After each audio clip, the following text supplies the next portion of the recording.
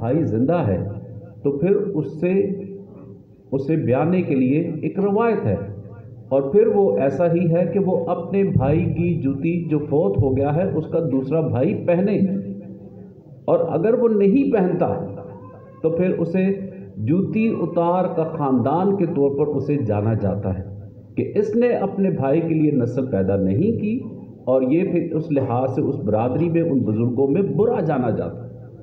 आज जब यूहन्ना इस्तबागी वो कहता है कि मैं इस काबिल नहीं हूँ कि मैं यीशु की वो जूती के तस्मा भी खोलूँ, कि वो दुल्हा नहीं है।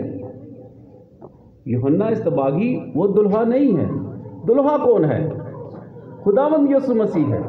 तो जूती जिसने पहनी है वही दुल्हा है। वो इशारा कर देता है कि मेरे बाद जो आने वाला है वो मुझसे कवीतर है, वो मुझसे जोरावर है। तो आज उसकी गवाहियों में जो है हम जिस मसीहा का इंतज़ार कर रहे हैं, और यहूदी जिसका मसीहा का वो जो इस दुनिया से वापस भी चला गया, वो अभी तक इंतज़ार कर रहे हैं कि उस मसीहा ने आना है। इलिया पूरा करके जा चुका। अब हम जिस वक्त में अपनी आमद में तो हमने बपतिस्मा पाया है, दूसरी आमद ये है कि अब हमारा शख्सी तजर्बा होना बहुत ज़रूरी है मसीहा के साथ। जिसका मसीही के साथ तजर्बा है तो वो इकरार करेगा, वो ऐलान करेगा, वो पुकारने वाले की आवाज़ बन जाएगा, और पुकारने वाले की आवाज़ बियाबान में वो इस तरीके से बनेगा कि वो हमारे लिए बियाबान इम्तिहान की घड़ी नहीं, बल्कि अब वो हमारे लिए खुदा के साथ मिलाप की घड़ी है। तो हम आज इस तौर पर अपने आप को जान रहे हैं कि चारों इतवारों का ये जो रूहानी सफ़र है, ये अपने आप को रूहानी तौर पर जो है वो देख रहा है, और हम खुदा का शुक्रिया अदा करते हैं कि इस तौर पर जो है वो हमें पाक कलीसिया हमारी मदद कर रही है। तौबा के लिए या गुनाह के लिए एक चीज़ आपसे पूछता आपको इस चीज़ का पता भी है, गुनाह किसे की तशरीह क्या की जाती है, गुनाह की तारीफ़ क्या की जाएगी?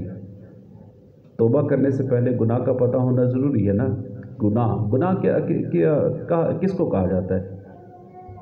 खुदा की मर्जी और काम के खिलाफ जाना है। खुदा की मर्ज़ी के खिलाफ एक बिल्कुल तारीफ़ यही है। इसको थोड़ा सा और कोई ज़्यादा कोई सॉलिड लिहाज से हाँ हाँ हाँ हाँ हाँ, उसमें आगे बात कि वो जानते हुए, लेकिन वो कहते हैं मुझे पता है कि ट्रैफिक सिग्नल का वो सिग्नल जो है ना उसे तोड़ना जो क्या है वो जुर्म है। जानते बूझते हुए खुदा की मर्ज़ी को नज़रअंदाज करना, उसके ख़िलाफ़ जाना, गुनाह की हालत ऐसी हालत है कि जिसमें हम सब कुछ जान रहे होते हैं।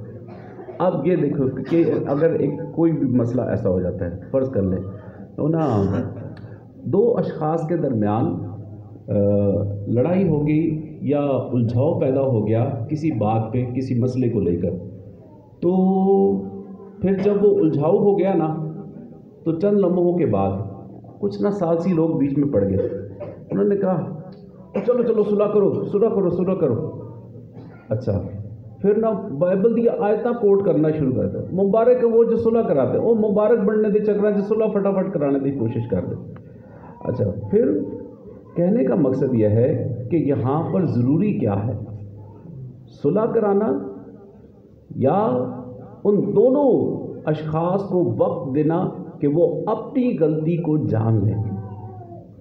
ये टाइम जो हमें मिला है ना, वो टाइम हकीकत में इसी तौर पर है कि हम उस बियाबान में से गुज़रते हुए खुदा के साथ हमारा मिलाप है, तो हम अपने आप को जानें कि गलती होना वो तो पता है, गलती के लिए वो तलाफ़ी के लिए तैयार होना बहुत ज़रूरी है।